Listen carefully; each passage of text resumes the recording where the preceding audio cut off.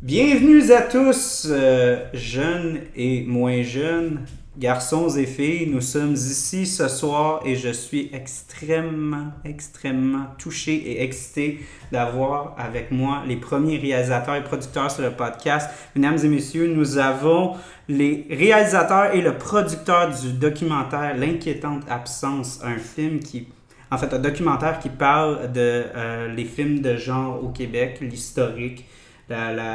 Ce qui se passe en ce moment, ce qui va peut-être se passer dans le futur. Donc, j'aimerais ça introduire mes invités. Donc, on a à ma gauche ici, nous avons Félix Brassard. Quelle belle introduction. J'essaie d'être un petit peu comme MC slash... non, mais c'est très réussi. C'est très réussi. Écoute, je me sens comme un boxeur. Je ne sais pas si ça va devenir violent pendant la soirée, mais pour l'instant, je me sens primé là, avec une présentation comme ça. Donc, on a aussi à sa gauche, nous avons Amir Belkaï. Hey, bonjour. Et en fait, on a aussi Mathieu Grenier. Tu veux-tu que je dise ou Grenier, c'est correct? C'est trop tard, ce fameux R. Moi, j'arrive plus, on ne peut pas monter le volume. En fait, le producteur du film, on a une belle brochette d'invités ce soir. On va parler de cinéma de genre, on va parler aussi du documentaire en tant que tel, de ce que vous avez comme surlevé, ce que vous avez couvert, avec qui vous avez parlé, mais aussi ça va être quoi l'avenir des films.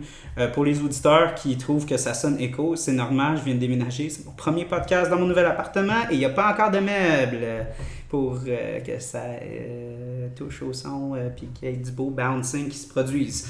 Donc, on a l'air d'être dans une église. Puis vu qu'encore c'est un autre épisode où est-ce qu'on a beaucoup trop de bière.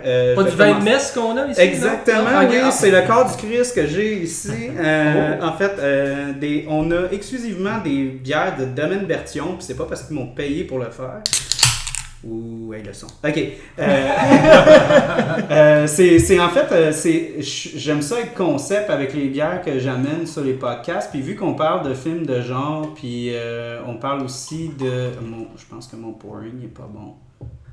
Ça, c'est moi. Ouais, là, ça... Mais tu vois, d'habitude, j'en ai pas mis assez. Si quelqu'un veut être abstinent ce soir, en tout cas, il peut toujours prendre ça. Non, pour de vrai, je vais essayer d'être fair. Ça va venir avec la... C'est juste parce que c'est ça que je disais au gars, je dis d'habitude, j'ai pas l'habitude d'avoir autant d'invités. Il est pas encore. On attend que ton ordinateur soit indemne. Ah, il est correct. Anyway, il est vieux, mais il est tough. Merci beaucoup. Alors, c'est quoi le nom? Le nom, en fait, c'est l'Elfe Blanche du Domaine Bertillon. Donc, ce que j'allais dire, justement, c'est que vu que j'aime ça avoir des petits concepts avec les bières qu'on a sur le show, vu que vous parlez de films de genre aussi, de fantastique, d'horreur, tout ça, c'est la seule microbrasserie qui a vraiment comme... Comment dire en anglais, embrace ça, là, que tous leurs dessins, puis toutes leurs effigies, leurs noms, c'est tout comme des personnages folkloriques, puis d'élimination un petit peu plus médiévale. Donc, je trouvais que c'était assez... Ça vient de où? Ça vient de Saint-Jean-sur-Richelieu. Okay. En fait, une petite microbrasserie qui est encore là, tu sais, pas beaucoup de brassins, vraiment très très local. Dans le monde de la bière, c'est pas, je dis Domaine Bertillon, personne ne sait de quoi je parle.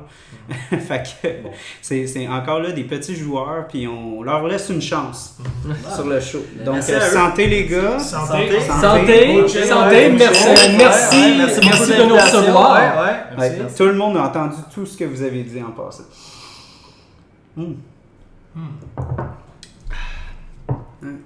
C'est vrai. Vraiment traditionnel comme blanche.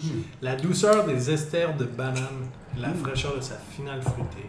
C'est vrai. C'est vrai, elle a un petit côté citronné, mais très léger. Ouais, non, c'est pas une blanche agressive. Ça goûte vraiment la levure. La levure blanche ressort énormément. L'image est vraiment magnifique. Je veux dire, c'est sûr que commencer à parler de l'image à la radio, c'est pas winner. Mais si vous pouvez mettre c'est correct, on va prendre des photos à la fin. Exactement, on met une image au montage. Et dans le fond, non, ça vaut la peine parce que je vais faire passer la canette. Comme à l'école. Tu sais, quand il apportait quelque chose dans la classe, oui, tout le monde va la regarder. Cette époque de l'avant-Covid où on pouvait tous toucher les mêmes choses, comme ça. Non, mais c'est correct, ils vivent tous dans le même coin, fait qu'on n'aura pas de poursuite sur le dos, les gars. C'est pas ça le show. Moi, je peux pas y toucher après, par contre. Donc, moi, vu que j'ai des invités, ben, je vais faire mon petit Jean-Luc Mongrain. Je vais avoir des questions à leur poser. Donc, ma première, et non la moindre, ça va être Kéten a demandé, mais vous connaissez d'où? Comment vous êtes rencontrés? Comment ça se fait qu'il y a 2 personnes qui callent les shots sur cette réalisation-là? On voit pas ça souvent. En tout cas, moi, j'ai déjà fait un projet, on était 2, puis ça allait bien mal. En documentaire, c'est plus courant qu'on le croit. Hein? En documentaire, si tu regardes beaucoup les vieux films de l'ONF, mais aussi beaucoup d'autres documentaires, souvent, c'était des travaux d'équipe, en fait. Mais c'est vrai qu'en fiction, c'est très rare, par exemple. Et comment on s'est rencontrés? À vrai dire, on a tous étudié ensemble à l'Université de Montréal. Donc, ça remonte à plus de 10 ans, Félix et moi. En cinéma? En cinéma. On a fait notre bac, notre maîtrise. Et dans le fond, c'est ça, on tripe cinéma, on parle cinéma, on a réfléchi cinéma. Et on s'est fait un petit ciné-club, dans le fond, où est-ce qu'on a rencontré Amir, à travers des amis en commun. Et on parlait beaucoup de comment il manquait un peu de cinéma de genre au Québec. Donc on amenait tout le temps un film, un western de Léoné ou un film d'horreur de Dario Argento, de Lucio Fulci.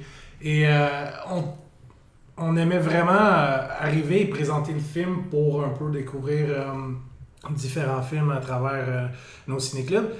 Et dans le fond, à ce moment-là, il y avait une frustration latente, à savoir une frustration de passionné. On s'entend comme quoi on pouvait pas, pas qu'on pouvait pas, mais on le faisait pas, puis on ne connaissait pas les œuvres québécoises qu'on aurait pu amener. Voici tel film de notre cinématographie nationale. Et à force justement de réaliser, on a décidé de passer à l'action. Ah oui, puis aussi, juste le fait, comme tu parlais, comme des anciens, notre patrimoine, c'est vraiment difficile de trouver des films. Tu sais, des fois, vous faisiez des références à vos films dans le podcast, puis j'étais comme, à part si je vais à la Cinémathèque ou si je m'en vais des fois chez Éléphant, même je sais même pas s'ils sont tous restaurés. Sur l'accessibilité des vieux films québécois, c'est quand même un problème. Oui, le projet Éléphant, ça fait à restaurer un peu tout ça, mais ça demeure quand même une diffusion un peu limitée dans la mesure où c'est pas tout le monde qui a illico forcément. Fait non, c'est sûr que l'accessibilité des films, c'est quand même un problème. Ceci dit, sur le fait qu'il n'y a pas eu de cinéma de genre au Québec, il y a moyen de nuancer cette affirmation-là, puis c'est ce qu'on s'est rendu compte en faisant le film. On s'est bien vite rendu compte que finalement, la vision qu'on a du cinéma québécois, comme de quoi que ça se serait toujours cantonné dans le réalisme, au fond, oui, évidemment, il y a un peu de ça. C'est quand même ça qui a été privilégié si on regarde quantitativement, mais dans les faits, il y a aussi un paquet de films totalement hors piste, totalement hors sentier qu'il y a dans notre cinématographie. C'est juste que ces films-là, même si c'est des films qui ont pu avoir du succès à l'époque, c'est quand même pas des films qui ont laissé une trace dans l'historiographie du cinéma québécois. Puis ça, avec le documentaire, très très tôt dans le projet, c'est devenu quand même une préoccupation de se dire comment est-ce qu'on peut justement faire redécouvrir ce patrimoine-là, que ce soit pas juste un film qui justement se questionne sur pourquoi peu de cinéma de genre, mais aussi ceux qui en ont fait au Québec, comment est-ce qu'on peut les mettre en valeur? J'espère qu'on a réussi. Oui, moi c'est ça, j'allais dire, vous avez vraiment fait une bonne job là-dessus parce que, tu sais, on pourrait avoir eu l'approche pour votre documentaire que ça soit juste comme une thèse sur l'aspect présent Puis, tu sais, peut-être toucher un peu sur le passé, avoir un petit segment pour les petits films dans le temps, faire les grosses lignes, puis après ça, on attaque le sujet. Mais vous avez quand même comme pris une grosse chunk, même je dirais quasiment comme... La thèse est quasiment comme égale là, avec l'autre. Ouais. Ben, c'est parce qu'on s'est rendu compte que c'est des gens, justement, que... Ils sont quand même reconnus quand on dit leur nom aujourd'hui, quoique c'est encore drôle. Il y a beaucoup de gens, tu leur dis Jean-Claude Leur, ils savent pas c'est qui. Mais quand tu dis c'est le gars qui a réalisé Dans ses comptes, là les gens, ah ben mon Dieu, ben oui, tout le monde connaît ça. Fait que c'est aussi de redécouvrir les gens qui ont fait d'autres choses que par exemple les séries ou les films les plus connus, mais ils ont fait des projets vraiment plus. Pas nécessairement underground, parce qu'il y a encore le même exemple avec Jean-Claude Leur. Il a quand même fait Visiting Hours, qui était avec Michael Ironside dans les années 80, puis je veux dire, c'est un slasher, là. Ouais. C'est un Québécois qui l'a réalisé aux États-Unis. Je trouvais ça tellement drôle quand je voyais les bouts. Ouais, que vous avez montré. C'était typiquement, tu sais, c'est typique slasher, mais c'est fou de dire que c'est quand même un Québécois qui a fait ça. C'est un film qui a été un succès énorme aux États-Unis. Ça a été premier au box-office pendant un bout de temps. Là, on est longtemps avant Denis Villeneuve, avant Jean-Marc Vallée, avant toute cette gang-là qui sont allés faire des films à Hollywood. C'est intéressant de savoir que déjà, dans les années 80, t'en avais du monde qui partait d'ici pour diverses raisons puis qui se retrouvait à faire des films qui avaient un impact très important. Parce que c'est ça, moi quand je regardais votre documentaire, j'aimais beaucoup l'image que Patrick Huard avait dit dans son interview par rapport la projection des Romains, puis d'aller prendre des Gaulois puis qui s'entretuent entre eux autres, puis juste en prendre un, puis le ramener, puis le costumer en romain, puis tout ça. Puis, comme tu dis, moi, comme d'un point de vue cinématographique, vu qu'on n'est tellement pas exposé à ça, moi, j'ai quasiment l'impression que c'est juste un concept récent, que là, on a des Denis Villeneuve, là, on a des Jean-Marc Vallée, des gens qui s'aventurent vers ça. Oui, moi, j'avais aucune idée qu'il y avait 30 ans, il y avait vraiment comme des... Il s'en allait, là. Oui, il s'en allait. Je me doutais qu'il s'en allait, mais qu'il avait vraiment un gros succès. Oui, là, c'est ça qui est fou. Je veux dire, on pense à Yves Simoneau. Yves Simoneau, il a fait des films avec des grands acteurs internationaux, là, pas des petits noms. Là. C'est vraiment des gens... Et tu dis, il a fait jouer Isabella Rossellini, il a fait jouer Depardieu, il a fait jouer Marlon Brando. Il a fait jouer des gros noms incroyables. Et tu te dis, wow, Yves Simoneau vient de Québec, puis il l'explique dans le documentaire. À Québec, à l'époque, il n'y avait rien, là. Il n'y avait absolument rien. Puis même aujourd'hui, c'est pas la même chose que Montréal, Québec. Là, non. D'où l'absence, dans le fond, le terme absence a pris un double sens. Ouais. À vrai dire, à la base, oui, il y a une absence au niveau statistique. On a fait les calculs et en effet, il y a peut-être 3 films de genre par année qu'on a recensés en moyenne. Donc, par rapport à la production cinématographique nationale, oui, il y a une absence en termes de nombre. Mais l'absence est beaucoup plus au niveau de la perception que l'on a de notre propre culture. On a l'impression qu'il n'y en a pas. Et même notre fameuse devise, je me souviens, mais on oublie que genre il y en a eu, tu sais, pas sur le seuil en 2003 est sorti, ça a fait une vague. Il y a eu un article qui disait un cinéma de genre québécois. Puis après ça, c'est revenu un peu la même affaire avec Les Affamés. Il y avait cette résurgence-là de « Oh, tout d'un coup, on en fait. » Et genre, je trouve ça bizarre qu'au final, il y a une absence au niveau de la perception. Comme ça, non, on n'en fait pas, c'est pas bon. Il y a une sorte d'amnésie collective qui revient périodiquement. Est-ce que ça, c'est issu de vraiment comme littéralement, parce que dans votre documentaire, vous touchez beaucoup par rapport à l'image. Qu'on parle d'un gouvernement qui investit, donc qui ne veut pas ternir à son image par rapport au fait que si on produit des films de genre, qu'est-ce que l'opinion publique va penser, qu'on mette ça dans la tête de nos enfants et tout ça. Moi, je théorise quasiment que ça a rapport avec cet aspect-là de comme on va le produire, mais on va peut-être pas le montrer tant que ça. T'sais, on va pas faire de la grosse c'est pas ce qu'on va mettre de l'avant plus. Oui, exactement. Mais c'est sûr que pendant très longtemps, le cinéma d'horreur a été perçu comme un sous-cinéma, puis quasiment un cinéma qui était fait pour les gens déviants. Ouais, c'est les petits teens ben tannants, puis les petits jeunes. C'est ça, ça a été très très long avant qu'on puisse admettre qu'il pouvait avoir des chefs-d'œuvre dans le cinéma d'horreur. Puis t'as un paquet de grands cinéastes qui toute leur vie ont été considérés comme des tâcherons. Ça peut être un Romero, ça peut être un Toby Hooper, ça peut être un Wes Craven, ça peut être un Dario Argento, ça peut être, on pourrait en nommer sans doute comme ça tout plein, qui sont vraiment des grands cinéastes avec des visions très fortes, avec un style très affirmé, mais qu'ils seront jamais considérés comme l'égal de Fellini ou de Bergman parce qu'ils font du cinéma d'horreur. Ben, tu sais, c'est sûr que tu dis ces noms-là maintenant, puis là, ils sont vus nécessairement avec une belle notoriété. Oui, dans les dernières années, ça a changé. Oui, c'est ça, le speech peut changer, littéralement, puis je pense que c'est ça que vous essayez de faire avec le documentaire. Ben, c'est ça, c'est de porter un regard en arrière, puis dire, hey, on a peut-être, tu sais, à l'époque, peut-être que les gens ont jugé trop vite, ou il aurait peut-être fallu faire autrement, mais bon, l'histoire a fait en sorte que ça a été le contraire, mais... Nous, c'est ça qu'on trouvait important aussi. C'est pour ça le côté historique du film, dans le documentaire, c'est qu'on voulait vraiment montrer ces gens-là un peu perdus dans ça. Puis les gens, ils ont beaucoup apprécié, en fait. Les gens ont vraiment, surprenamment, c'est le fun.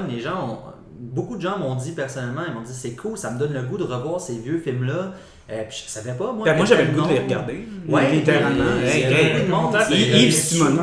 Hey, Yves Simoneau, je le trouvais tellement intéressant, puis je trouvais tellement que ses idées avaient l'air super le fun. C'est vraiment le fun. Puis l'art aussi, là, le film Panique, j'avais le goût de regarder ça tout de suite. Là. Les prises de vue, ils étaient vraiment, vraiment interpellantes. Yves Simoneau, ça a été d'ailleurs la plus longue entrevue qu'on a faite. Ça m'étonne pas. L'entrevue a duré 2h45 et l'entrevue s'est terminée uniquement parce qu'on a manqué de batterie. Yves Simoneau, c'est un feu roulant. Moi, mon laptop qui est branché. Non, mais c'est les cartes, ils étaient complètes. Il a foulé les cartes. Il a foulé les cartes. Ce qui est fascinant, c'est que moi, bon, j'arrive, je prépare mes entrevues, j'avais toujours une liste de 10-12 questions à peu près. Mais quand tu fais une entrevue avec Yves Simoneau, tu te rends assez vite compte que tu lui poses une question puis il arrête jamais de répondre. Ah, ça va donc, à un moment donné, tu trouves le moyen de le faire dévier vers ta deuxième question, puis vers ta troisième, mais là, quand tu as fini ta liste de questions, lui, il continue. Là. Mais c'est ça que vous faites. Vous êtes pareil parce que vous avez déjà 3 questions de remplir, puis j'ai juste posé une. C'était comme, comment vous vous connaissez? Mais on est trois, c'est pour ça. Ah, ok, bon. Mais vous représentez un Yves Simoneau. Durant l'entrevue, exactement. Durant l'entrevue, c'est drôle parce que c'est Félix qui menait l'entrevue avec lui. Puis lui était assis en face de Dave Simoneau, également assis. Mais nous, tout le reste de l'équipe, on était tous debout. Fait que là, mon Félix disait, j'avais quand même hâte de me lever, là, tu sais, me dégourdir. Nous autres, on avait tout hâte de s'asseoir parce que ça faisait comme 2h45 qu'on était debout. Mais c'était tellement, écoute, on avalait les paroles. Il a vécu tellement de choses. Vraiment le fun. Je veux dire, écoute, quelqu'un comme lui qui a fait, je voulais lui donner sa carrière en il était hypnotisant. Je veux dire, moi, j'étais responsable un peu de tout le côté pragmatique. 5e journée de tournage. Dans les débuts, on apprenait encore un peu, puis j'ai oublié le parking. Fallait que je répète, puis j'étais tellement absorbé que j'ai tout oublié ce que je devais faire un peu parce que ça illustre. Non, mais ça a été le fun de ce film-là. Ça a été les entrevues qu'on a faites, mais oui, mais tu vois, dans son enthousiasme, tu sais, que t'as le goût de faire un film. Exact. Quand t'entends son struggle, tu sais, ce qu'il a vécu, là, tu sais, qui était dans un Q&A, puis il y avait la moitié du crowd d'un bord, puis l'autre de l'autre, puis le monde buvait du vin, puis commençait à s'engueuler. J'aurais vraiment aimé qu'ils me disent c'était qui les cinéastes qui étaient dans le tas, qui avaient rentré dedans, mais il est trop gentleman pour le dire. Je pense qu'il y a trop de classe pour dire que c'était qui. Mais j'aurais aimé qu'ils me les disent off-record, mais même ça, trop gentleman. Je sais pas, en buvant une bière, peut-être si tu l'invites sur un podcast, peut-être. Après 2-3 je veux dire, on fait une dégustation de stout impérial, vas-y, parle-moi. Moi, c'est sûr que si je l'appelle et il me dit oui, oui. Quand est-ce que tu veux? Quand est-ce que tu rentres? Je vais venir te voir, envoyer tout. C'est peut-être pas impossible parce que ce qui rend ça difficile, c'est qu'il n'est pas toujours au Québec, mais autrement, c'est quelqu'un de très disponible et de très généreux. Tu lui envoies un courriel, il te répond. C'est lui qui répondait le plus vite, il te répond dans les 5 minutes quand tu y écris. Parmi les premiers à passer en entrevue en tant que cinéaste, et aussi en tant que cinéaste d'une autre génération, si on peut dire, comme les années plus 70, donc qui dans je dirais les cinéastes qui voulaient redonner à la nouvelle génération. Il y avait une passation de savoir que j'ai senti qui était très important de son de son côté.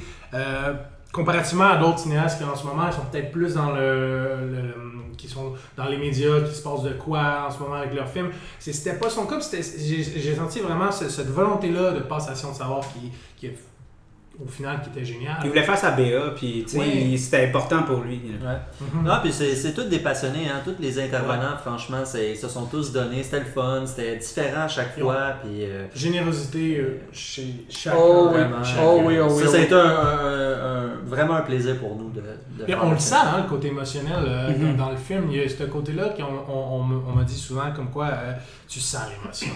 Tu le vois, là, soit ils sont fâchés, tu vois la frustration, tu vois l'émoi, tu vois à quel point c'est proche de beaucoup de personnes. L'art, c'est tellement comme...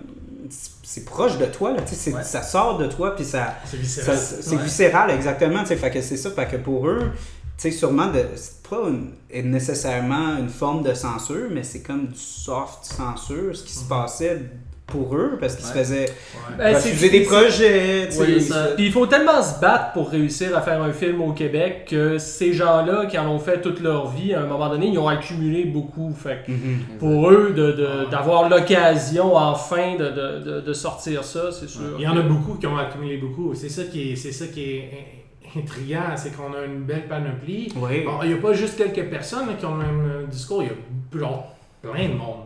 Ouais.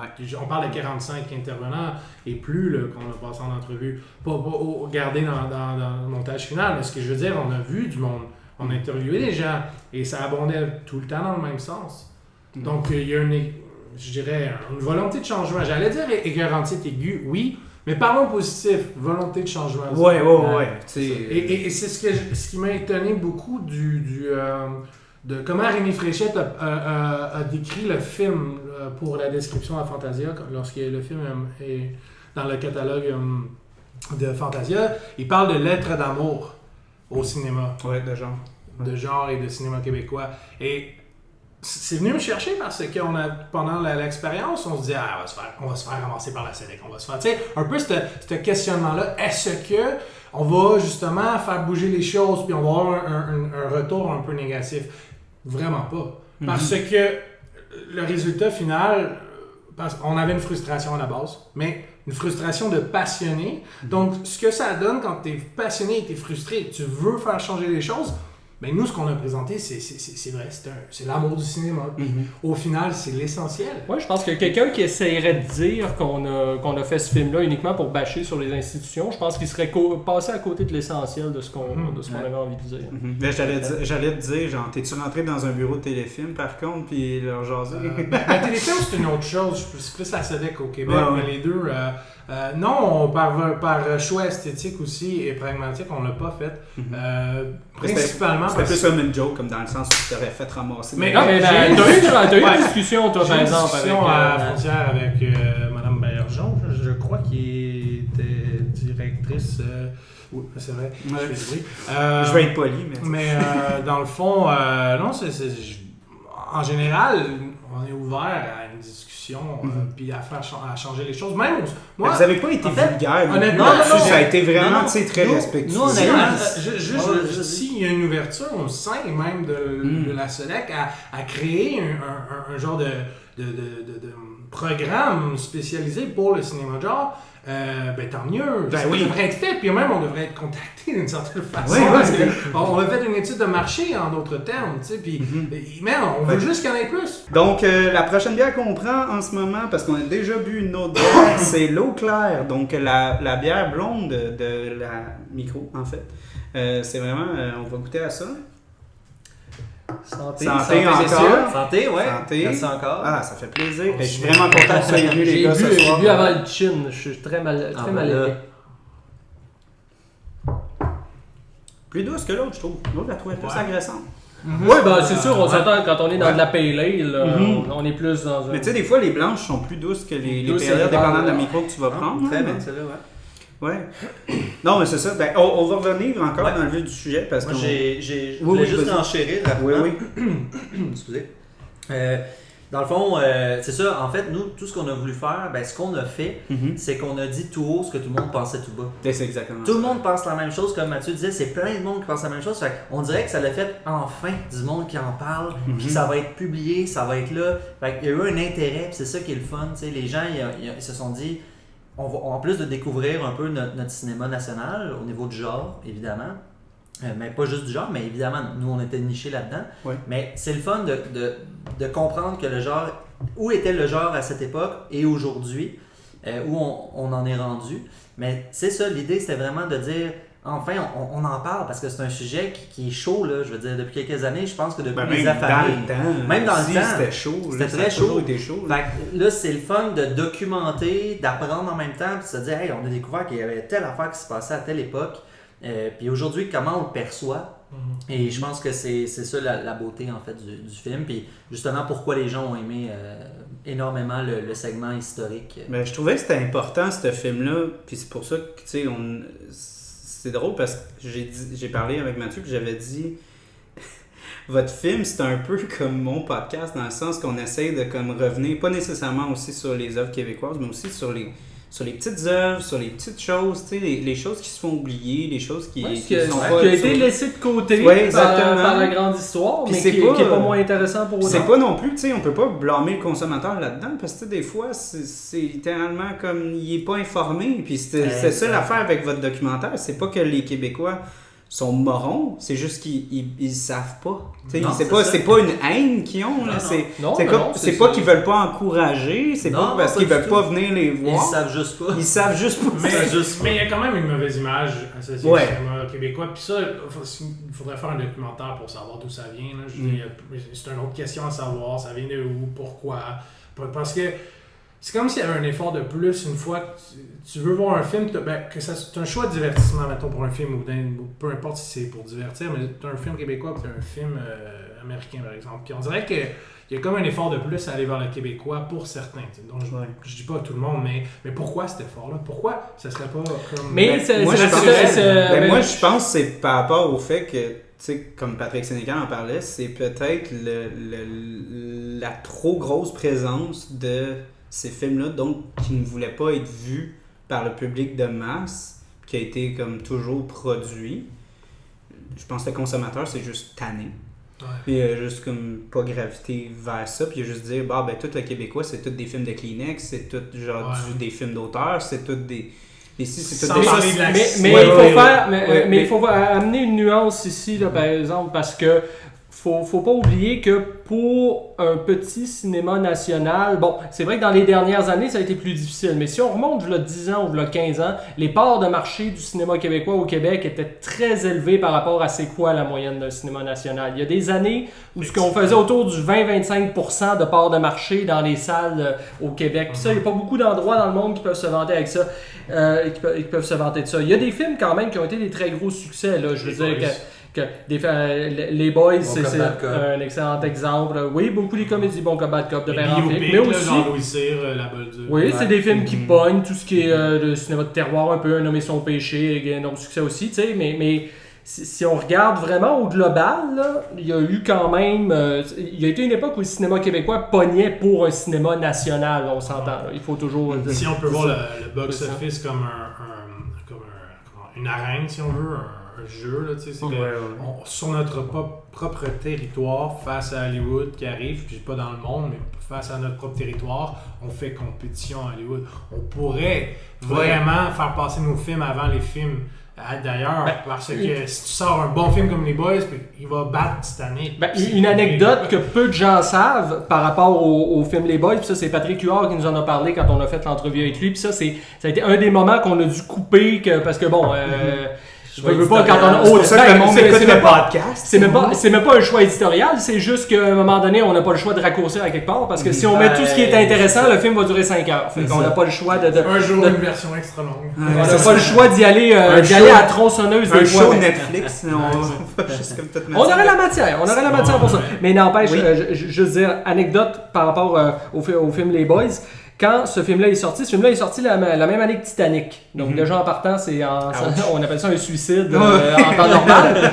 Mais figurez-vous que les Boys, pendant 2 fins de semaine d'affilée, le Québec a été le seul endroit dans le monde où Titanic n'était pas premier au box-office. C'était Les Boys qui était premier au box-office. Ça a été un succès absolument phénoménal, ce film-là. Les producteurs appelaient à Montréal et disaient « What the hell is that, Les Boys? » Je pense que c'est un gars qui capote. Je pense que c'est un gars de Variety qui avait appelé, que nous disait effectivement qu'il avait appelé ici pour savoir c'est quoi cette patente-là, Les Boys, parce qu'eux, ils comprenaient rien. Tu sais, autant au Québec, ce qui est fou, c'est que tu regardes Robin Aubert, quand il explique dans le film, quand il parle des affamés, il dit au Québec, on y croit pas. Non. On y croit pas. Mais pourquoi on y croit pas? On croit, je vais te mettre un film américain devant toi, tu vas y croire, mais pourquoi le Québec, on y croit pas? Ça part de là un peu, tout ça. Ça part de perception Puis moi, j'en parlais avec ma co-animatrice, parce que c'est ça qu'on apprend dans nos cours, c'est que le Québec, c'est l'enfer. Le nombre de talents qu'il y a, qui est monopolisé par les studios hollywoodiens, tu sais, plein de choses qui sont tournées ici, tout le CGI qui est fait ici, là, c'est n'importe quoi, là. On a tout ici. L'industrie est là. On n'a pas l'argent. Non, mais c'est pas tant qu'on n'a pas l'argent, c'est pas ça. C'est qu'on ne soutient pas les créateurs de contenu comme les producteurs, scénaristes et cinéastes, réalisateurs. Ces trois non, mais ce que je veux dire par l'argent, c'est qu'on s'entend. Un film qui peut grosser 150 puis 200 millions dans un box-office, combien de films tu fais avec ça versus au Québec, tu ferais quoi avec on s'entend, le marché je suis réaliste. C'est ça que je veux dire. C'est qu'au final, on soutient très peu les créateurs de contenu. Puis on l'a vu avec Netflix qui arrive, qui veut investir. Ah ben là, t'as des créateurs de contenu qui vont aller prendre le financement. Est-ce qu'ils veulent faire leur film? Ben oui, c'est ça. Tandis que ta main d'œuvre, on offre beaucoup de services au Québec. C'est ça. Très, très spécialisé services. Faut pas oublier que les Américains qui viennent, qui utilisent toute notre expertise technique et toutes les VFX, etc., mais c'est pas de notre contenu qui en ressort. C'est le contenu américain. Exactement. C'est tout des contrats avec notre savoir-faire. C'est ça, c'est tous des contrats, c'est toute une job qu'on fait. C'est tout. Et là, tu arrives pour produire un film, tu as une difficulté à avoir du financement pour payer les techniciens et techniciennes qui ont des salaires plafonnés selon des standards de gros budget, soit américains ou soit financés par la SEDEC Téléfilm. Alors, comment veux-tu développer du contenu, des entreprises de production qui passent entre l'amateur et qui arrive à se rejoindre le professionnel? C'est ça, là, un des problèmes au niveau des structures de production. Ouais, c'est ça, c'est sûr. Hey, on est dû pour un renouveau, ça c'est certain. La formule, ça fait longtemps qu'elle est là. Je pense que tranquillement, ça s'améliore, mais c'est sûr que tant qu'il n'y aura pas des jeunes avec avec l'énergie, les moyens, puis avec toute une gang qui va se tenir, puis qui va se tenir ensemble pour vraiment essayer de s'aider, puis financer d'une manière nouvelle. Là, aujourd'hui, c'est l'Internet. Là, qu'on le veut ou qu'on le veut pas, c'est rendu ça. Puis je veux dire, en tant que cinéphile, c'est plate parce que évidemment, les salles, ça nous manque parce que, tu sais, voir un film sur grand écran, c'est normal, on a tous connu ça. Mais, qu'on le veuille ou pas, si tu suis pas le marché où ce qui s'en va, c'est plate, mais tu meurs. C'est ça aujourd'hui. Ben, t'es pas smart non plus. C'est aussi la question. Tu peux toujours rester d'un point de vue plus artistique, mais d'une certaine façon. Parce que, c'est aussi la question, c'est que ça va être de plus en plus difficile de faire de l'argent avec Internet aussi, tu sais. Je veux dire, ceux qui font du fric en ce moment sur Internet, c'est beaucoup les GAFA, puis je veux dire, c'est les grosses compagnies, Google, Amazon, Facebook, tout ça, mais pour des indépendants, ça va devenir très, très, très, très, très difficile de faire de l'argent. Ça dépend. Moi, parce que je suis pas complètement... Sur Internet, là, t'as beaucoup de compétition, parce qu'on s'entend, c'est international, c'est accessible à tous. Par contre, tu as beaucoup plus de chances de faire de l'argent que si t'es pignon sur rue, sur un coin de rue, genre juste en ville, mettons. Ben, moi, j'avais aussi un autre point par rapport à ça aussi, c'est surtout aussi l'aspect de le consommateur, il est complètement en lien sur Internet. Netflix, ils ont des algorithmes pour voir les codes d'écoute, puis tout ça. Puis, ça leur a fait mal en maudit quand Disney Plus est rentré, là, puis qu'ils ont tout enlevé leur contenu, puis que là, tous les studios sont en train d'avoir comme leur plateforme, sont en train de développer. Fait que c'est rendu au point de, si le consommateur met son pied à terre, puis il dit, moi, je veux du contenu québécois, Netflix, puis s'ils veulent le marché, ils vont le faire. S'ils veulent avoir l'argent du consommateur, ils vont le faire. Oui, puis ils sont pas idiots, là, je veux dire. Ils regardent pas ces gens-là. Ils savent qu'il y a des gens qui veulent voir ça, ben ils vont s'arranger pour c'est ça, eux, ça leur fait ni chaud ni froid. S'ils ont plus de consommateurs, ils vont le faire. Exactement, c'est une business à rouler. C'est ça, exactement. Fait que, tu sais, c'était plus rendu. C'est ça le cinéma, hein, c'est une industrie. Ben, c'est ça, c'est une industrie. C'est le fun, l'art, mais c'est une industrie. On a tendance à oublier ça, dans le fond, que le cinéma, ben, pour exister, ben, tu as besoin de faire rouler l'industrie d'une certaine façon. Puis au final, tu arrives face à une industrie qui est subventionnée par l'État, puis les problèmes causés par ce qui a été créé dans les années 60-70 pour avoir un cinéma existant, ben, tu le vois aujourd'hui, après un certain temps, que ben, l'industrie privée ne s'est pas développée. Alors, il y a un gros trou en ce moment au niveau de l'industrie. Donc, il y a une défaillance par rapport à un marché qui est juste pas développé au privé. Alors ça, c'est sûr que si tu n'es pas capable de développer ton marché, tu vas avoir quelqu'un comme les Américains qui vont arriver avec de l'argent, puis eux, ils vont développer ton marché. Ouais. Donc, je trouve qu'il faut qu'on se réveille à un certain point. Ouais. Puis on parle pas de gros blockbusters, de gros budgets. Non, mais on parle de... Un budget de peut-être 50 000, 100 000. On parle de Blumhouse, là. On parle de Blumhouse. Non, mais... moi, ce que je trouve magnifique dans votre documentaire, c'est l'entrevue avec Nicole Robert qui donne les beaux chiffres sur les budgets de films de genre. Ça, là, c'est comme si tu comprends pas ça, là. Ben, tu comprends pas c'est quoi le problème. C'est vraiment ça, là. Ça, c'est comme red flag, là, en partant. Là. Tu vois, là, comment, genre, ces entités-là ne veulent pas rajuster le tir, ne veulent pas faire d'avancement, ne veulent pas, tu sais... financer ça. Ils font juste dire comme nous, c'est 3.3 puis ça change pas pendant 20 ans. Là, exact. Mais en plus, elle explique tout ce qu'on a besoin pour faire un film de genre qui n'est pas dans un drame. Par exemple, les VFX, les effets spéciaux sur le plateau, tout ce qui est le gore avec le sang, ce qui gicle, les maquettes, dans le fond, une expertise qui va être développée, que tu as besoin du budget que nous, on a parmi les meilleurs. Oui, Rémi Couture. Exactement, Rémi Couture. C'est frustrant quand t'es quelqu'un comme Rémi Couture qui dit... de VFX aussi. Ouais. Mais si t'es pas capable de faire rouler, genre... parce que si tu fais pour financer des films qui ont besoin de cette expertise-là, comment veux-tu faire vivre ces domaines-là? Ces filières-là de ces employés-là. Ces employés-là. Alors que tu as un gouvernement qui veut pas investir pour faire rouler ta propre économie.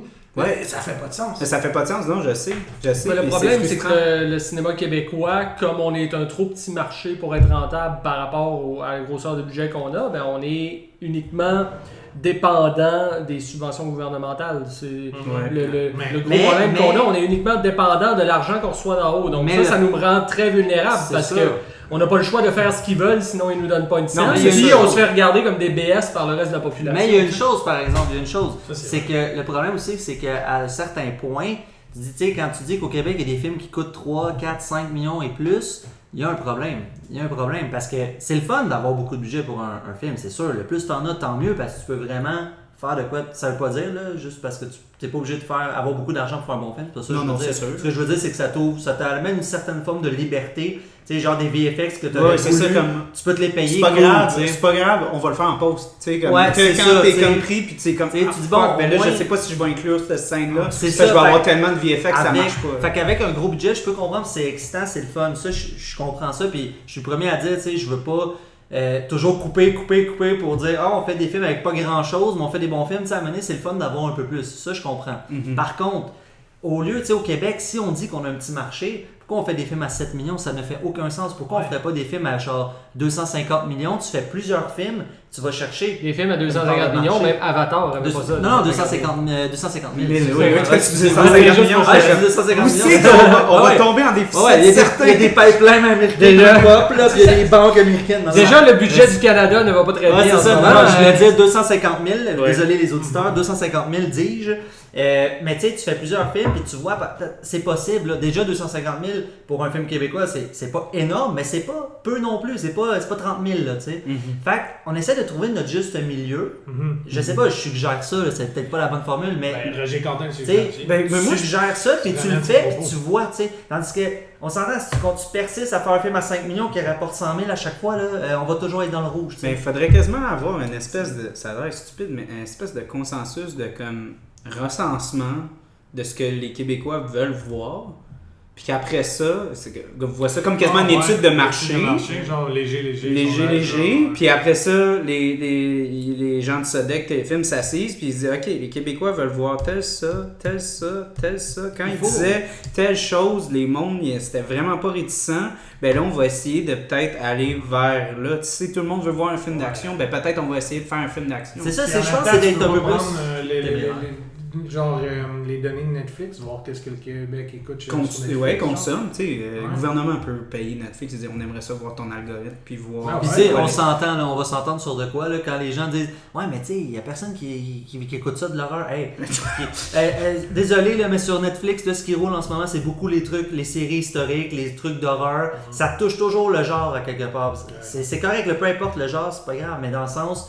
C'est faux de dire ça parce que si t'arrives là, il y a des films américains qui arrivent, là, des films d'horreur, c'est plein, là, la salle, il y en a, c'est des blockbusters américains parce que c'est de l'argent, ça attire les gens. Mais en même temps, on parlait de Blumhouse, comment ces films-là peuvent être faits avec quasiment rien et ça vend ça quand même. Bien. Fait que si on est dans cette logique-là, nous. Ouais, mais si le consommateur serait pas là, ben il ferait pas d'argent. Ben c'est sûr.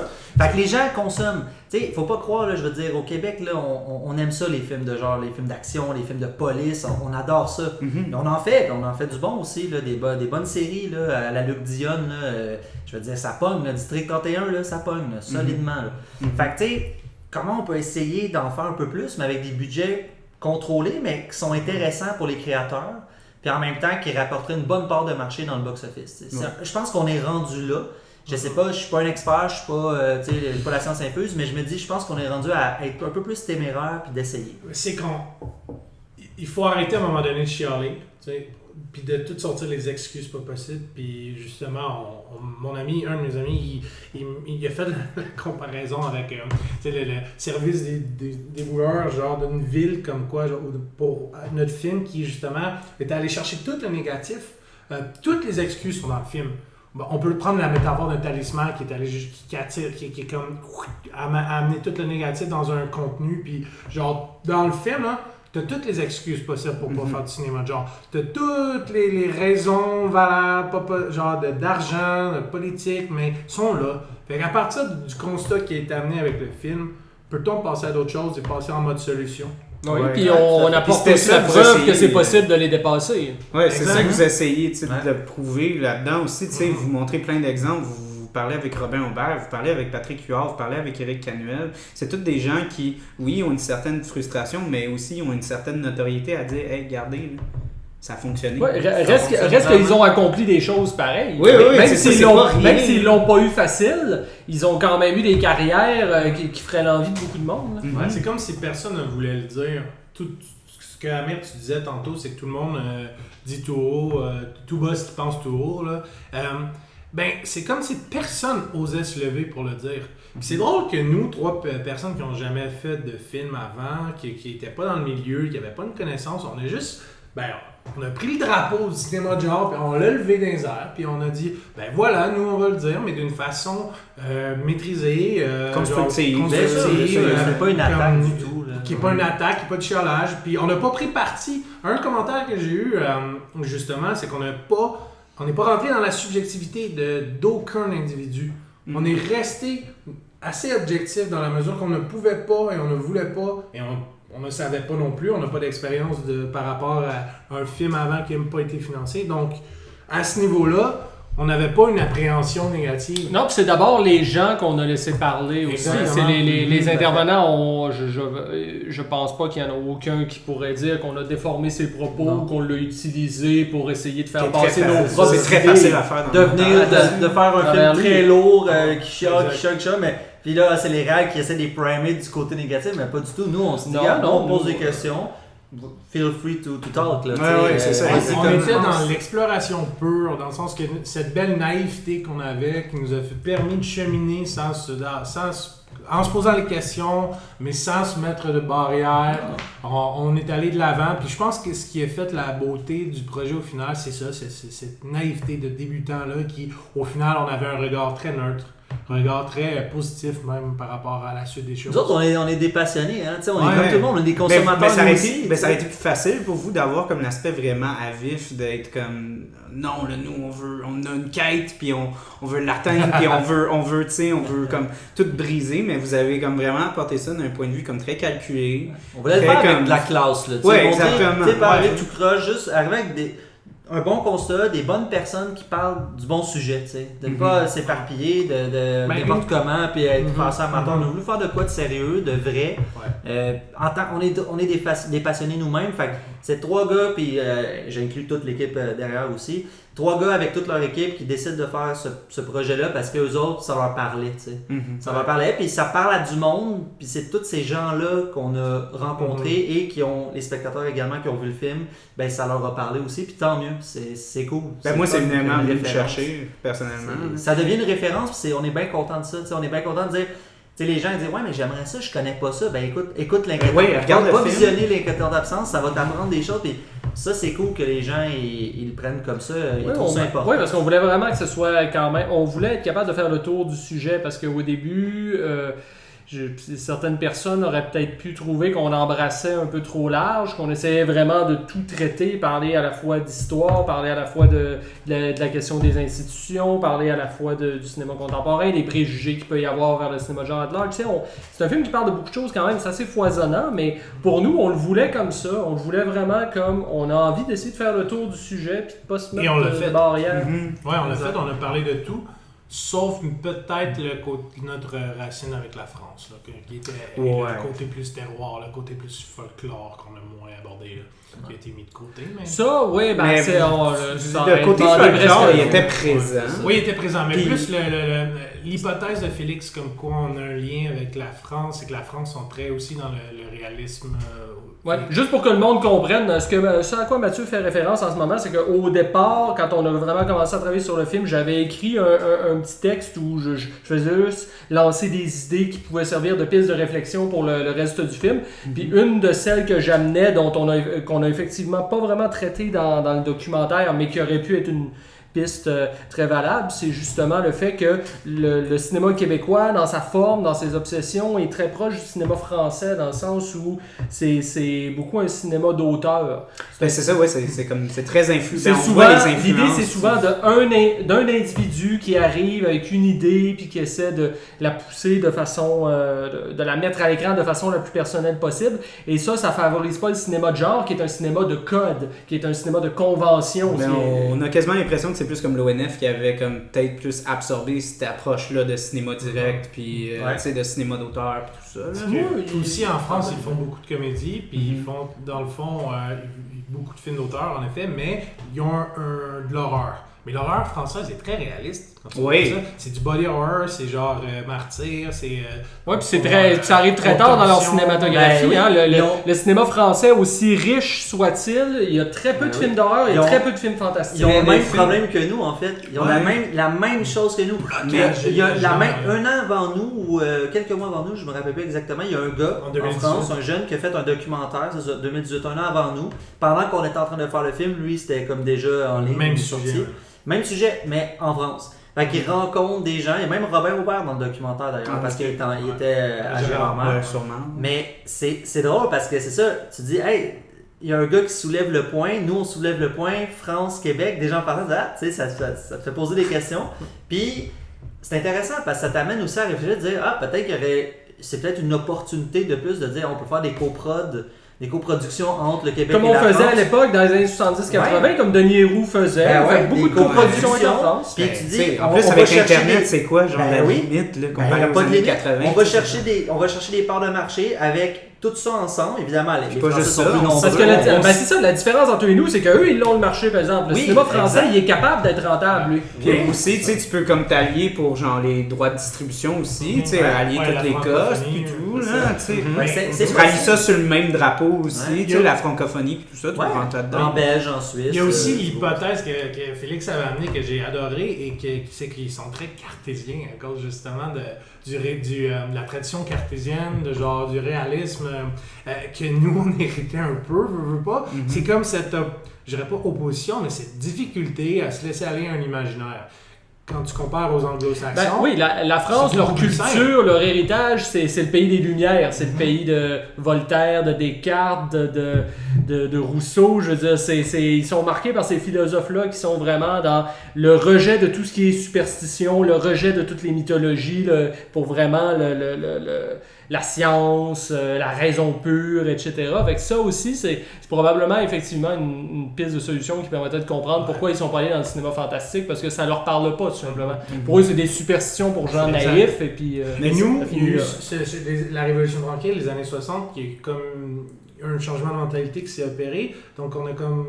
Carnier en parle, on tasse le folklore, on tasse les conteurs, on jette le bébé avec le bain. Ça, j'ai adoré cette ligne-là. On entendait tout le temps dans les entrevues, je pense 3 personnes en ont parlé. Le Ricard nous a dit exactement la même chose. Au final, c'est qu'il y a comme une difficulté, puis Marie Boivin, notre mentor, elle l'a tellement bien exprimé, je trouve, vers la fin du film, il y a une difficulté chez le Québécois, chez la Québécoise, à rentrer dans l'imaginaire, à s'imaginer un Québec science-fiction horrifique, fantastique, tu sais, de sortir, d'imaginer un autre Québec. Et ça, c'est comme... Moi, ça vient me chercher. Comme il l'amène, je suis comme wow. Moi, je veux juste comme avoir un petit bémol là-dessus, parce que moi, je suis peut-être naïf. Au cinéma, on s'entend. Ouais. Ben, moi, je veux plus out large, comme on parlait de la culture québécoise en général. Je suis peut-être vraiment naïf, là, mais tu sais, moi, j'imagine que je suis plus jeune que vous, là. Moi, je suis un... Tu sais, moi, j'ai été élevé sur du Intouchable, sur du Package, sur du Amos d'Aragon, sur... Tu sais, ça, là, ça a comme totalement englobé, tu sais, la génération que nous, on était. Puis, puis plus je porte d'attention à ça, puis tu sais, puis moi, tu sais, je gobais ça, tu sais, l'aspect de à chaque fois que, tu sais, Brian Perrault parlait, puis tu sais, comme, tu sais, le folklore, c'est super important dans notre culture, puis on n'est pas capable de s'en rendre compte, tu sais. Puis, après ça, tu sais, ça a l'air stupide, mais, tu sais, l'iconographie du conteur, l'iconographie de la chasse-galerie, l'iconographie de tous ces mythes et légendes-là, il y a un aspect comme viscéral de... Oui, on est comme... La Révolution tranquille nous a comme émancipés de comme tout l'aspect folklorique, mais on dirait qu'il y a une espèce d'autre partie inconsciente qui voit la chasse-galerie, puis voit ces affaires-là, puis il n'y a pas un sentiment négatif, il y a un aspect nostalgique, il y a un aspect d'appartenance. Ça continue de travailler. Ce que tu me parles en ce moment, ça me fait beaucoup penser à quand j'étais à ma première année d'université en cinéma. J'avais une amie à l'époque qui était une Montréalaise pure laine, puis même à moitié anglophone, donc pas celle qui a priori serait la plus sensible. Ben moi aussi, j'étais allé à l'école en anglais, fait que je suis pas le plus ok. Tu vois, c'est intéressant ça. Mais bref, tout ça pour finir mon anecdote. Oui, vas-y.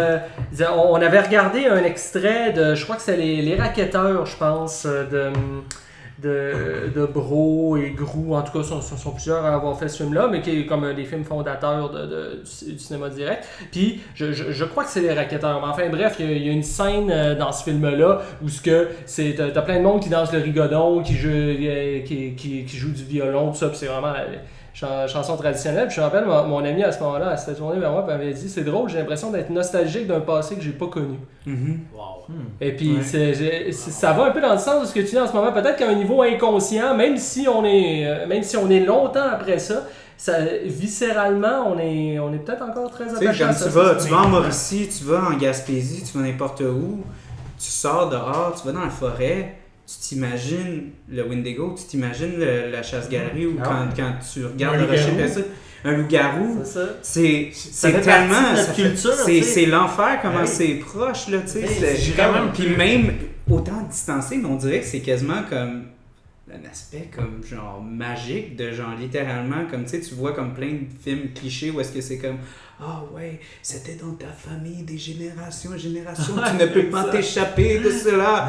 Puis là, pouf, la personne reçoit toutes les flashs de comme ah oui. Ce que tu racontes, ce que tu essaies de décrire, je pense, c'est de la mythologie.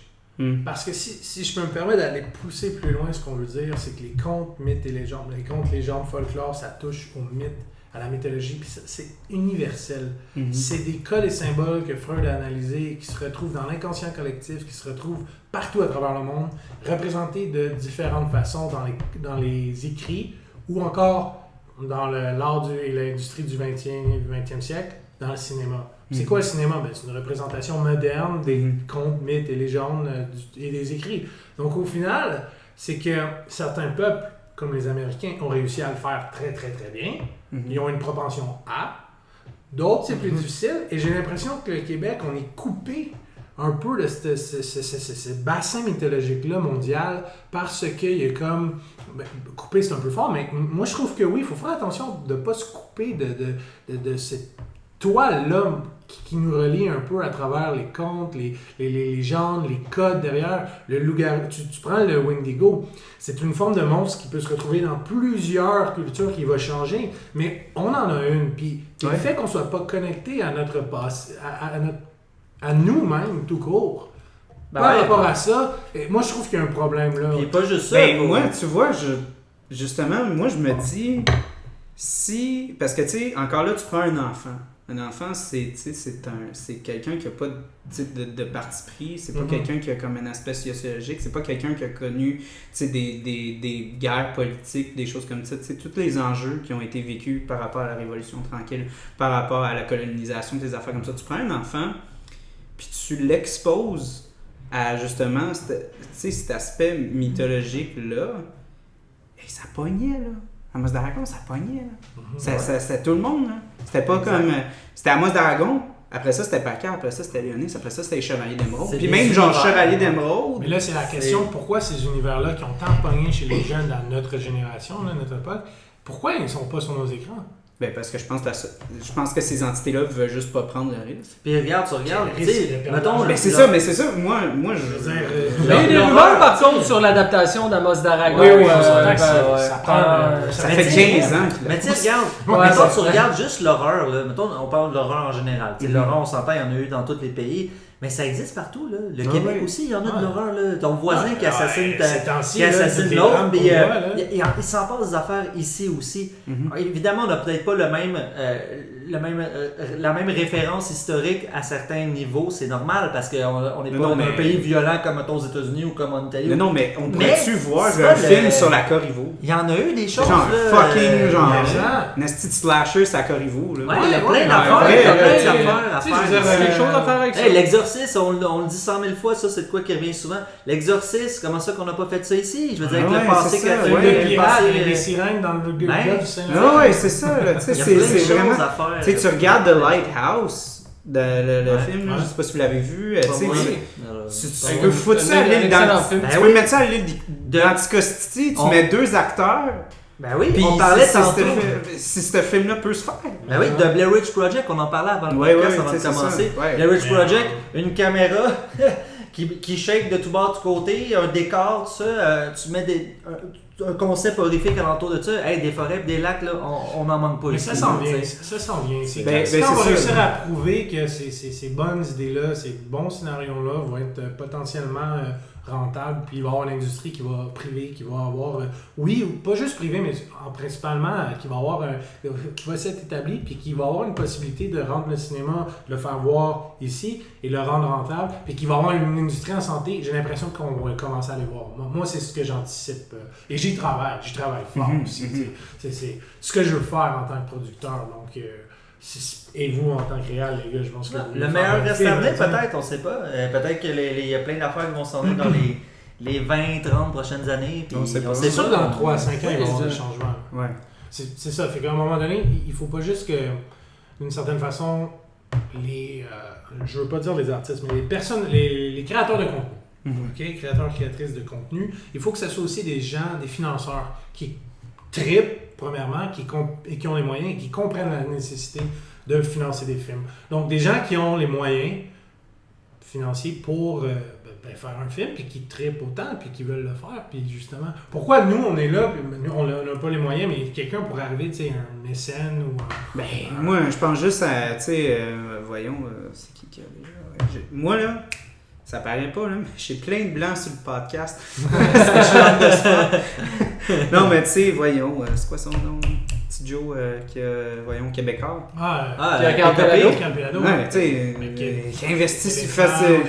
Déjà, juste Éléphant, c'est une des plus grandes entreprises de philanthropie de l'histoire du cinéma québécois. Il y a une raison pourquoi il n'a pas investi dans la production. On pourrait se poser la même question de Merge, on pourrait se poser la même question... le groupe TVA donne quand même du financement pour des films. Non, mais je parle pas de donner du financement, je parle d'avoir leur propre boîte de prod.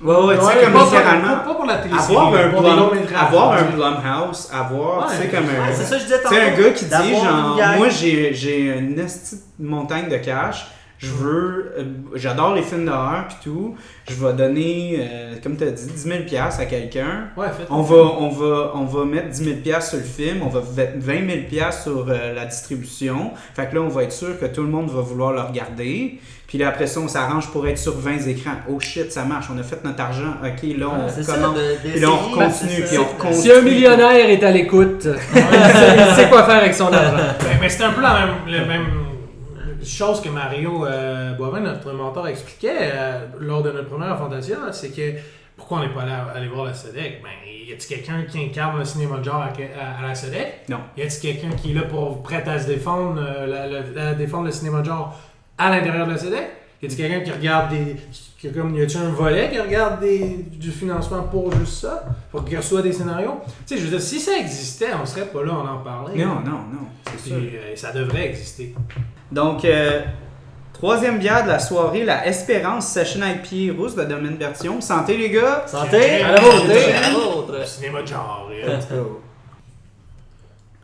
C'est spécial parce que il y a le côté caramélisé de la rousse qui ressort, mais t'as comme la belle amertume de l'IPA. Puis c'est vraiment. C'est à 3,7%, c'est vraiment léger. Là. C'est bien goûteux, là. Ouais. Tu sais, des fois, les bières à comme 3-4%. C'est vrai qu'en général, on s'attend pas. C'est vrai. Mais non, elle a vraiment une personnalité. Ils sont très bonnes, Ça me fait quasiment penser à une Best Bitter. Parce que c'est ça, les Best Bitter, c'est comme des rousses amères. Fait que c'est ça, fait que tu retrouves un peu comme le côté comme amer de l'IPA, mais en même temps, tu as comme le côté caramélisé. Un petit peu. Un peu sucré, là, de la rousse traditionnelle. Bon, de quoi qu'on parlait avant la mini-pause? Le cinéma. On parlait de la vie en général. Non, ben attendez, moi je veux qu'on parle de ce que tout le monde veut entendre parler. Là. Ouais. David Cronenberg, il est comment? Parce que j'étais allé au Q&A puis vous avez une petite bonne histoire avec lui par rapport au fait qu'il a confirmé à la dernière minute puis vous pensiez même pas qu'il allait comme dire oui, genre. Ouais, c'est Mathieu, ça. C'est Mathieu puis Mario qui l'ont approché.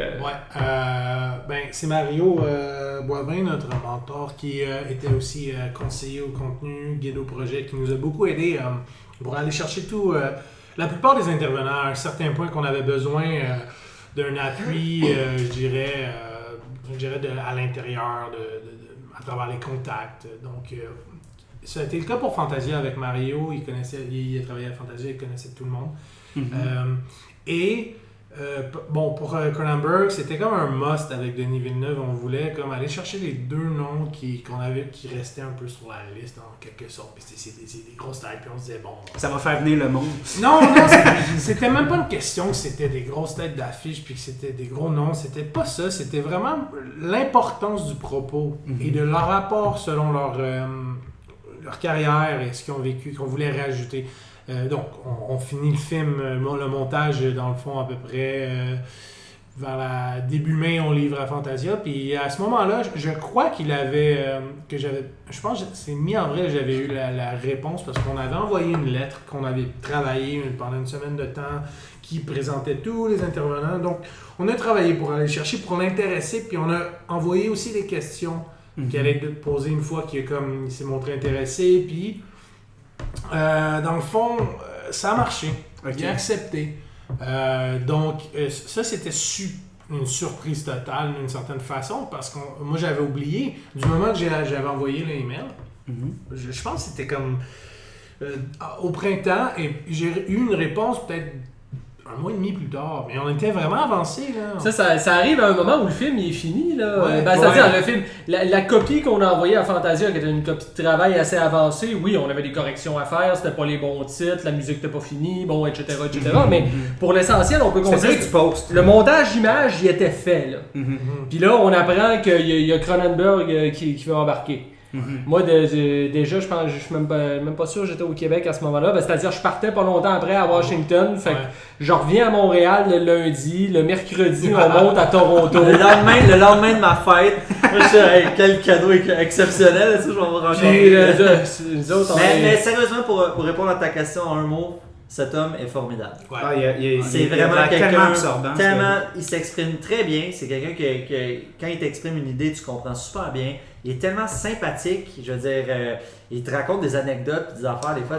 Non, mais écoute, moi j'ai été, c'est sûr que bon, avant l'entrevue, il y a toujours une certaine nervosité parce que bon, c'est pas juste que c'est Cronenberg. Moi, j'ai tout le temps été à l'aise. J'ai tout le temps été à l'aise à interviewer un peu tout le monde, mais là, c'est la barrière de la langue, c'est les 5 heures de char, les 6 heures de char qu'on vient de faire, tout ça fait en sorte que sur le coup, je doute. T'avais-tu pris ton café? Je bois pas de café dans la vie, mais c'est un autre sujet. Non, enfin bref, mais on a ce vieux monsieur-là qui se pointe, qui arrive quand on est tous installés. Il arrive, bon, il se présente, tout ça, à l'eau, puis il arrive avec une feuille blanche 8 par 11 là, imprimée. Il a noté les films québécois qu'il connaît dessus. Puis il me montre la liste. Je me dis, mais quel être adorable!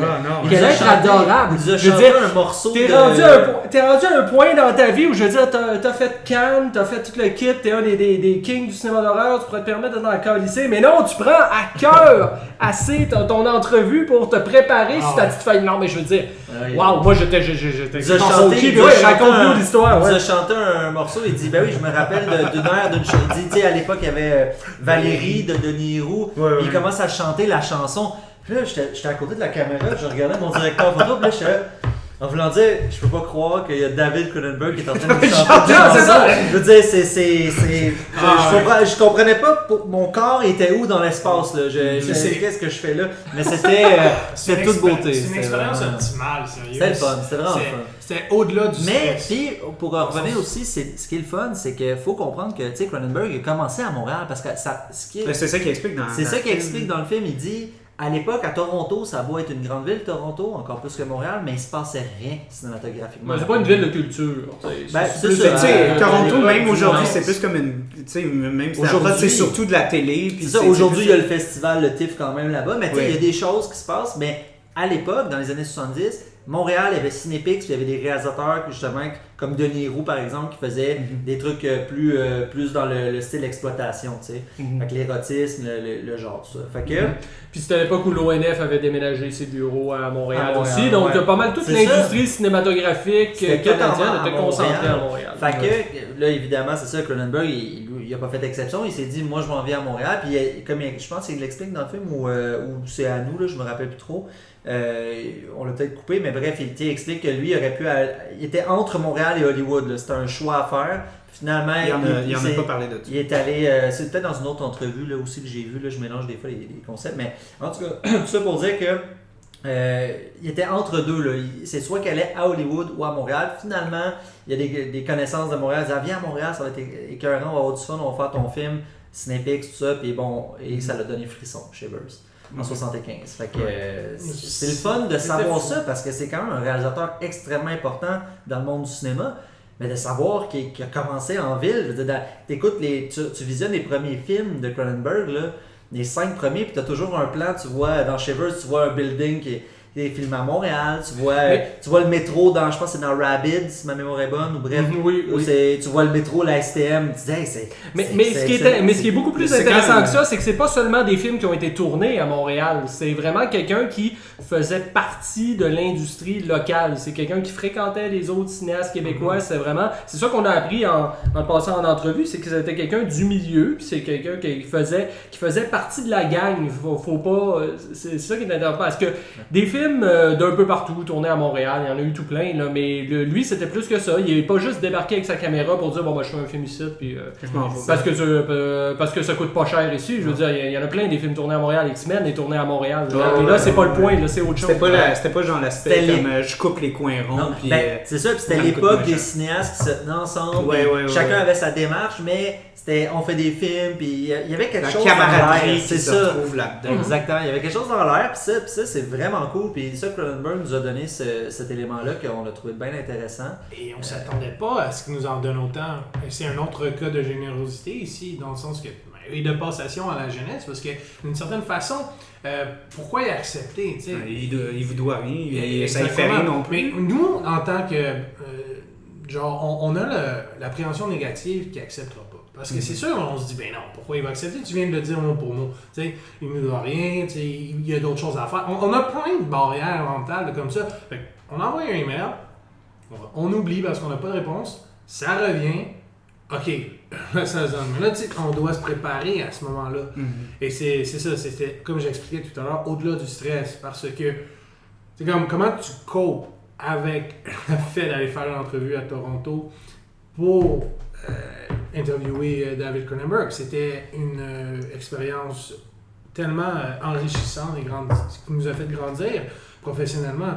Et quel homme, en effet. Donc, et la raison pourquoi il a accepté l'entrevue, c'est wow! C'est que personne dans sa carrière lui a posé des questions sur son expérience à Montréal et son expérience au Québec. Les Américains s'en foutent. Exactement. Il y en a eu un peu, mais très peu. Non, il nous l'a carrément dit, c'est qu'il voulait pas... C'est son assistante, je crois, il l'a dit à son assistante, puis son assistante nous l'a répété par après qu'effectivement, la raison pour laquelle il avait tenu à participer au documentaire, c'est que c'était la première fois qu'il avait l'occasion de parler de son expérience au Québec. Exact.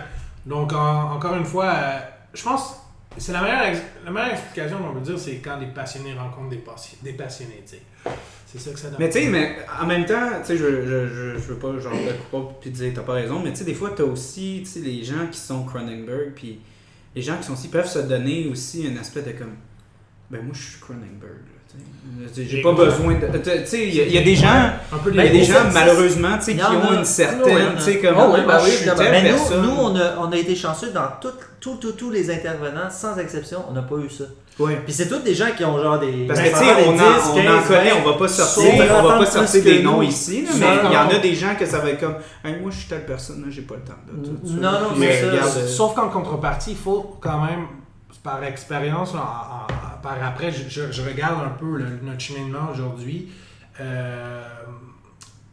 On doit se donner que tu peux pas arriver devant des gens bien installés sans une certaine rigueur professionnelle. Et ça, on l'avait. La production value qu'on avait, le film en soi, et comment on était professionnel sur le plateau, comment notre équipe était rodée. On travaillait avec des excellents membres d'équipe, de techniciens qui nous permettaient qui étaient hyper à leur affaire. Donc, ce que ça laissait comme image, ben c'est que de plus en plus, si telle personne acceptée, si telle personne acceptée, si telle personne acceptée, tu as un setlist, un listing de personnes dans ton film qui, au final, a un poids. Donc, c'est pas n'importe quel petit projet. Donc, il y a ce côté-là aussi de notre côté. On doit quand même arriver avec ce qu'on a fait, une rigueur professionnelle. Et sur le coup, que je m'en rendais pas compte, là, on aimait ça, donc on était bien préparés. Mais par après, avec l'expérience, ce que je peux dire, c'est que quand tu fais bien les choses, quand tu es bien préparé et tout, ça paraît, ça transparaît. C'est une belle occasion aussi, excuse-moi, c'est une belle occasion aussi justement de lever notre chapeau à notre équipe technique parce que pour vrai, on a été très bien entourés. Vraiment, Étienne, notre DOP, Maggie, notre monteuse et aussi tous les autres qui ont gravité autour de nous. Je pourrais tous les nommer parce qu'ils ont tous été excellents. Vraiment, c'est aussi grâce à eux qu'on a pu faire ce film-là parce que vraiment, là, ils ont été extraordinaires. Parce que nous, on n'a pas d'expérience pratique de base, mis à part quelques projets, mais on est allé chercher des gens autant passionnés qu'autant formés et spécialistes dans leur expertise là, en montage, avec la caméra. Donc ces gens-là nous ont permis et sans oublier bien sûr la musique avec dans le fond Stéphanie, comme ces gens-là sont excellents. Donc il y avait ce côté-là de prise en charge qui n'était pas sur nos épaules. Donc on pouvait chacun être dans nos rôles, notre postes, dans le fond, et faire notre travail. Tu sais, vous n'aviez pas besoin de faire comme 45 000 autres petits jobs. Vous pouvez vous concentrer directement sur ce que vous êtes en train de faire, puis le faire d'une bonne façon, puis le faire d'une façon... Au début, on s'est rodé peut-être la première journée, la deuxième, troisième, puis après 2-3 jours, là, après, on savait exactement comment on fonctionnait, puis là, ça s'est mis à rouler. Comme j'expliquais à un ami en fin de semaine, j'ai pas réfléchi le film comme une production... une indie production indépendante. Je l'ai réfléchi vraiment comme une grosse méga production américaine. C'est comment dire, mais j'ai eu mon expérience sur X-Men Dark Phoenix. J'ai travaillé sur les plateaux et j'ai vu comment ça se passe, comme les Américains font. J'ai repris la façon de faire, je l'ai appliqué dans une mini-production. Mais c'est ce que moi, mon thinking, c'était non, on est comme une production genre avec beaucoup... en tant que réal, j'aurais aimé avoir le salaire qui vient avec, par exemple. Je vais quand même le dire, ça, j'ai pas reçu le chèque, en tout cas, je regarde ma boîte à lettres. C'est à lui, il faut que tu jases pas. Mais c'est le thinking, c'est juste l'ambition. C'est juste en passant. Ça va bien. Check ta boîte aux lettres là, dans le fond. Je perds pas espoir. Non, mais pour de vrai, tu sais, ça se voit que vous mettiez bien du temps, puis que vous avez mis bien de l'attention, puis encore là, je suis sûr que dès que tu as une éthique de travail, puis dès que tu... Moi, je pense que quasiment, ça a l'air con même, mais c'est juste une question de respect. Ben, tout à fait. Puis on est tous passionnés pour vrai. Puis c'est ça. Le respect Ben, le respect, juste comme le respect qui se fait entre vous, tu sais, littéralement, comme quand t'arrives, puis t'es rodé, puis tu travailles, puis c'est professionnel, c'est amical, mais c'est quand même très... On est booké, puis on fait ça comme du monde. Il y a personne qui est en train de traîner derrière, puis tu sais, faire un film, là, pour vrai, c'est... oui, tu sais, beaucoup de travail, tout ça, puis il faut... Mais tu sais, ça peut être l'enfer aussi, ça c'est sûr. Je pense qu'il n'y a pas grand monde qui n'a jamais vécu l'enfer sur un tournage. Là. C'est commun. Le nôtre, par contre, on a eu assez peu d'imprévus et de choses. S'il fallait vraiment pogner une journée poche, ce serait difficile. Ça se passait bien. On n'a pas eu comme de moment où on se disait « Oh shit, là, on est vraiment dans la merde, qu'est-ce qu'on fait? » Mais ce qui est cool, c'est que, tu sais, de prime abord, quand tu fais un film, peu importe le nombre de personnes qu'il y a, ça importe peu. C'est de savoir... En fait, l'élément important, c'est de se dire que chacun qui touche au film le fait pourquoi? Pour faire le film.